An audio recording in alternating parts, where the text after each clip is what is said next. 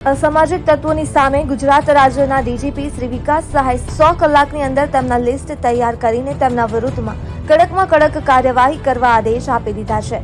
ત્યારે Changodar police station વિસ્તારમાં કાયદો અને વ્યવસ્થાની સ્થિતિ જળવાઈ રહે અને કોઈ અસામાજિક તત્વો કે અસામાજિક પ્રવૃત્તિઓ સક્રિય ન બને તે બાબતે અમદાવાદ ગ્રામ્ય જિલ્લા પોલીસ વડાએ આજ રોજ 7 વાગ્યાથી 10 વાગ્યા સુધી કોમ્બિંગ નાઇટનું આયોજન કરે, જેમાં ચાંગોદર પોલીસ સ્ટેશનના અધિકારી તથા કર્મચારીઓ દ્વારા વિવિધ જગ્યાએ સખત વાહન ચેકિંગ, હોટલો ચેકિંગ, ગોડાઉન ચેકિંગ કરવામાં આવ્યા હતા।